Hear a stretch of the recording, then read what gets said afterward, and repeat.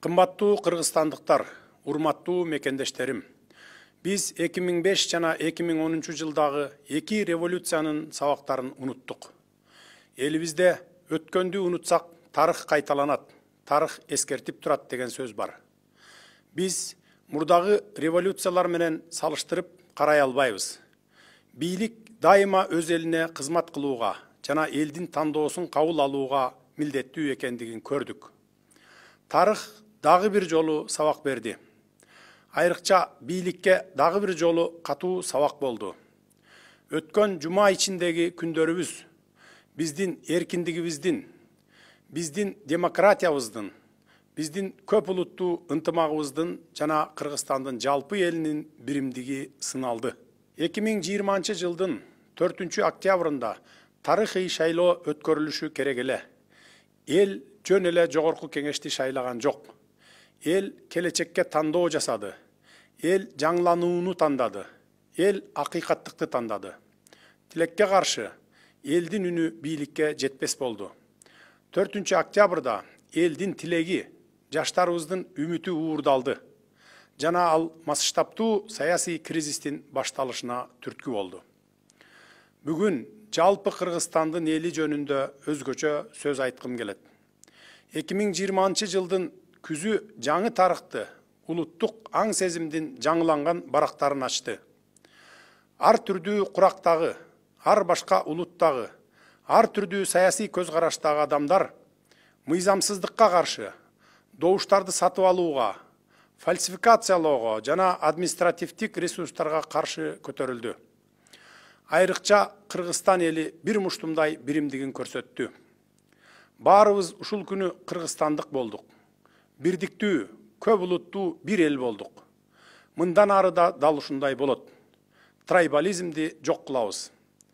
Кыргыз эли менен бир катарда туруп, канатташ жашаган бардык улуттардын өкүлдөрү катышты. Бул жеңиш жалпы Кыргызстандын элинин жеңиши болду. Жалпы Кыргызстан элинин ынтымагынын жеңиши. Эл биримдиги сакталып калды. Мамлекеттин талкаланышына, бөлүнүп жарылуусуна жол берилген жок. Кан төгүлгөн жок. Талап тоноочулук болгон жок. Мамлекеттин бүтүндүгү сакталды. Тез аранын ичинде укуктук талаага кирдик. Бул күндөрү Кыргызстан элинин, жаштардын интеллекти өскөндүгү, саясий көз карашы турукташкандыгы далилденди. Жалпы эл ийгиликке жетти. Кыргызстанда бийлик тынчтык жол менен өткөрүлүп жатат. Баарыбызды жеңишибиз менен чын дилимден куттуктаймын. Мен саясатчыларга жана саясий партияларга кайрылам. Бүгүн биз өлкөнү түндүк түштүк, уру-уру, айыл-айыл, же тууган туушкан деп бөлбөй жашайлы. Биз бирдиктүү жана көп улуттуу элбиз. Биз кыргызстандыкпыз. Биздин саясий көз караштарыбыз ар башка, бирок көздөгөн түпкү максатыбыз бирөө гана. Ал мекенибиздин, Кыргызстаныбыздын жаркын келечегин камсыз кылуу. 5 октябрда эл өз сөзүн айтты. Урматтуу мекендештер, менин башкы максатым өлкөдө адилеттүүлүктү орнотуу, коррупция менен реалдуу күрөшүү, мындан ары коррупция менен күрөшүү саясий оппоненттердин көзүн тазалоонун инструменти болуудан калат. Саясий куугунтук дегенди менден ашык жон тери менен сезген саясатчы жоктур. Азыр да көпчүлүк саясатчылар саясий мотивдер менен соттолгон. Бирок бүгүн аларга өздөрүн күнөөсүз экендигин ачык процесстерде далилдей турган мүмкүнчүлүктөр түзүлдү. Анткени сотторго жана прокурорлорго эч ким кысым көрсөтпөйт. Мунун баары адилеттүү, акыйкат, жаңы сот өндүрүшүнүн башталышы болуп калат. Дал ушул күндөр соттук өзүм билемдикке жана мыйзамсыздыкка чекит коет. Албетте, эгерде кимдир бирөө, кандай гана саясий фигура болбосун, коррупцияга аралашса, мыйзам чегинде жоопко тартылат. Бирок бизге баарыңыздар бул күрөштө жардам беришиңиздер керек.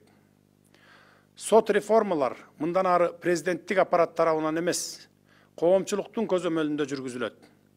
Баарынан мурда биз $700 миллион Кыргызстандан чыгарып кетүү боюнча шектелген Матраимов жана башка схемалуу коррупцияларды түзүп, элдин рызкысына кол салган бардык тармактардагы коррупционерлерди катаал жазалар менен жоопко тартабыз. укук коргоо органдарына тийиштүү тапшырмалар берилди. Жакынкы убактарда биз ишибиздин жыйынтыгын көрсөтөбүз. Ошол эле мезгилде коррупция менен күрөшүү бул түрмөлөрдү толтуруу эмес. Бул укук коргоо органдарына бардык укуктарды берүү эмес. Коррупция менен күрөшүү бул жөнөкөй, түшүнүктүү жана аткарылуучу мыйзамдар. Ал баарына бирдей иштейт. Ушул жерден криминалдар менен күрөшүү туурасында айтсам, кылмыш дүйнөсү өзүнүкүн диктовка кылганды токтотот деп кепилдик берем. Буга чейин айрым аймактарда бизнес ошол жерде иштеш үчүн криминалдын уруксаты керек болчу. Бул мезгил артта калды. Ишкерлер менен инвесторлорго өзгөчө шарттар түзүлөт. Урматтуу мекендештер, өз сөзүмдө жаштар туурасында айтсам, жаштар үчүн тарыхтын жаңы барактары жазылып баштайт. Жаштар өлкөбүздөгү мамлекеттик саясаттын жигердүү жол баштоочуларынан болот. Дал ушул силер, жаштар, жашыңарга, улутуңарга карабастан, 5-октябрда Ала Тоо аянтында өлкө келечеги үчүн башыңарды сайып бир катарга турдуңар. Биз ушул күндөрү мыйзамсыздык менен күрөшүп курман болгон 19 жаштагы Баткендин Баатыр кулунун терең кайгыруу менен эскеребиз. Жакынкы жылдары өлкөбүздүн саясатын аныктай турган силер болосуңар, жаштар. Биз силер менен биргеликте кадр саясатын өзгөртөбүз. Өзгөртүп баштадык. Дал ошол үчүн биз парламентке ар түрдүү саясий күчтөрдүн киришине бирдей шарттарды түзөбүз. Бирок жаштар, улуттук жана гендерлик квоталар сөзсүз аныкталат. Жаштар саясий аренада өздөрүнүн атаандаштыкка жөндөмдүү экенин көрсөтө алышты.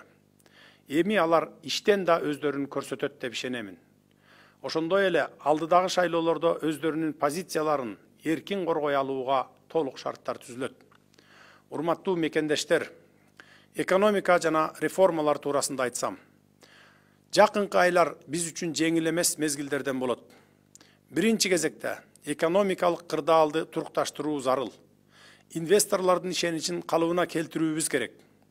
Ишкерлер үчүн коргоо жана коопсуздук кепилдигин камсыз кылуу милдети турат. Биз реформалар боюнча атайын комиссия түзөбүз. Ал өлкөбүздүн экономикасын башкаруудагы мамилелерди өзгөртөт. Жаңы доор мамлекеттик башкаруу системасында жаңы мамилелерди талап кылууда. Заманбап технологиялар чиновниктердин жана бюрократтардын салмактуу бөлүгүн кыскартууга жол ачууда. Ошондуктан кереги жок мамлекеттик структуралар жакын аралыкта жоюлат. Айрыкча президенттик аппарат жана өкмөттүн аппаратында катуу өзгөрүүлөр, оптималдаштыруулар болот. Кыскартууларды биз өзүбүздөн баштайбыз.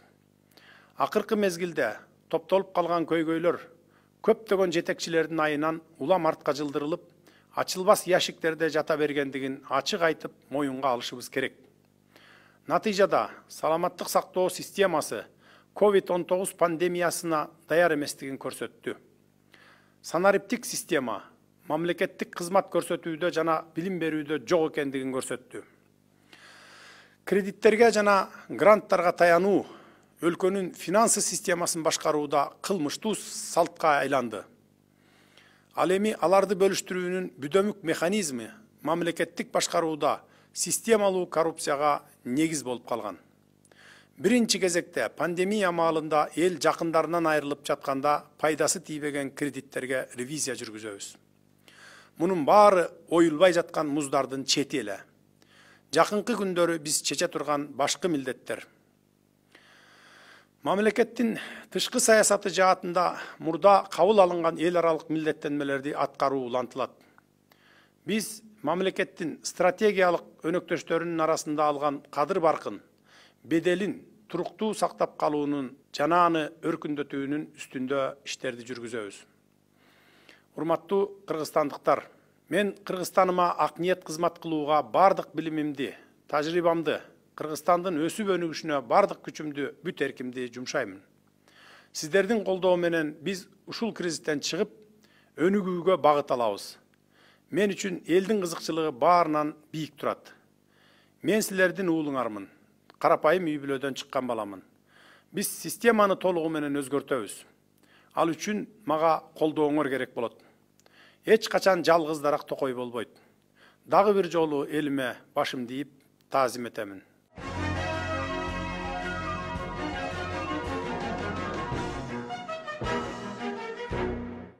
Дорогие кыргызстанцы, минувшие дни стали очередным испытанием на прочность нашей независимости, нашей свободы, нашей демократии, нашего многонационального согласия и единства народов нашего прекрасного Кыргызстана. 4 октября 2020 года должны были состояться исторические выборы. Народ выбирал не просто Жогорку Кеңеш, народ выбирал будущее, народ выбирал надежду, народ выбирал обновление, народ выбирал справедливость. К сожалению, власть оказалась слепа к чаяниям народа. Уроки двух народных революций 2005 и 2010 годов были забыты. А как говорится, кто забывает уроки истории, обречен на ее повторение. И как мы видим, история преподнесла очередной урок нашему народу. И особенно очередной урок власти. Власть всегда должна служить своему народу и принимать его выбор. 4 октября победа народа, победа нашей молодежи была украдена и послужила толчком к началу масштабного политического кризиса. Сегодня уже очевидно, что мы не можем сравнивать эти события. Осень 2020 года открыла новую страницу в истории возрождения национального самосознания. Такого количества людей разных возрастов, разных национальностей, разных политических взглядов единым фронтом, выступившие против беззакония, против произвола, применения административного ресурса, подкупа и фальсификации страна еще не видела. Мы перестали делиться на этносы и национальности, на северян и южан, на соплеменников и односельчан. В эти дни мы все стали кыргызстанцами, единым и многонациональным народом. И теперь так будет всегда. Мы не позволим трайбализму взять верх. 5 октября народ сказал свое слово. Уважаемые соотечественники, моя цель – установить справедливость в стране. Реальная борьба с коррупцией. Отныне борьба с коррупцией перестанет быть инструментом устранения политических оппонентов. Я, как никто другой, лучше знаю и испытал на себе, что такое быть политическим узником. Знаю и сегодня, многие политики были осуждены по политическим мотивам. Но сегодня у них появилась возможность доказать свою невиновность в открытых процессах, без давления на судей и прокуроров. И это станет началом нового справедливого судопроизводства. Безусловно, в случае замешательства кого-либо в коррупции, каким бы политическим лицом он ни был, будет привлечен к уголовной ответственности.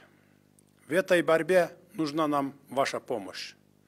Отныне судебная реформа будет вестись не аппаратом президента, а под контролем общественности. Прежде всего, мы поставим точку в деле о выводе $700 миллионов США из Кыргызстана, а основной подозреваемый Матраимов и другие коррупционеры понесут наказание перед нашей страной по всей строгости закона. Соответствующие поручения уже даны правоохранительным органам, и мы сможем предоставить результаты этой работы в ближайшее время. Борьба с коррупцией – это не переполненные тюрьмы, это не вседозволенность правоохранительных органов. Борьба с коррупцией – это понятные, простые и исполнимые законы, которые работают для всех одинаково. Здесь хочу отдельно остановиться на вопросах борьбы с криминалом. С сегодняшнего дня криминал перестанет диктовать свои условия. Даю гарантии. В прошлое уйдут времена, когда нужно было получить разрешение у криминала на работу бизнеса в отдельных регионах. Уважаемые соотечественники, в своем выступлении о молодежи хочу отметить.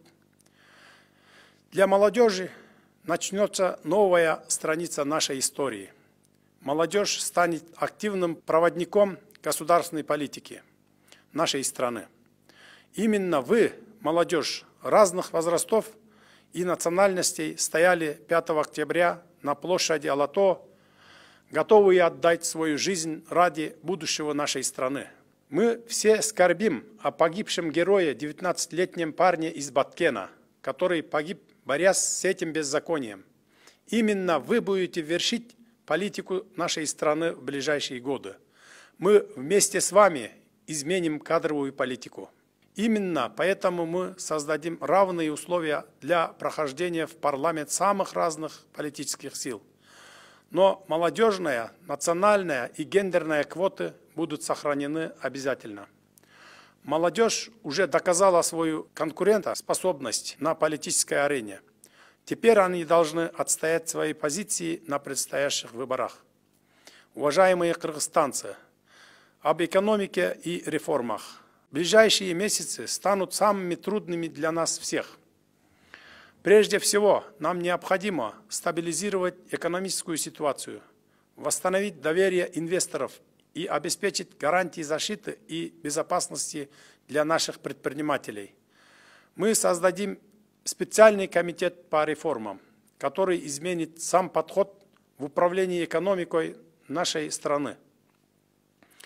Новое время требует также новых подходов в системе государственного управления. Современные технологии позволяют упразднить огромную армию чиновников и бюрократов. Все ненужные государственные структуры будут упразднены уже в самое ближайшее время. Оптимизацию мы начнем с аппарата президента и правительства.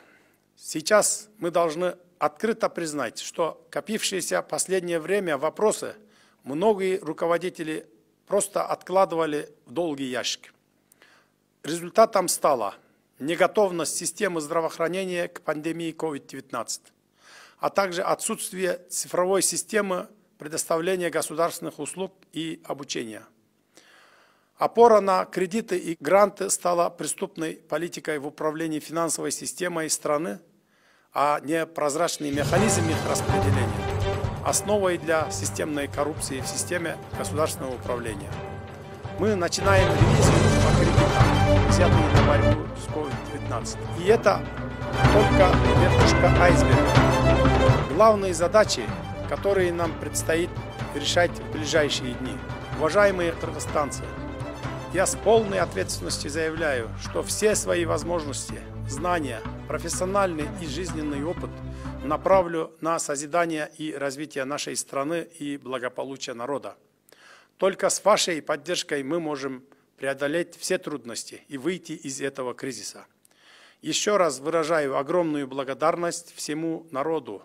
Низкий вам поклон.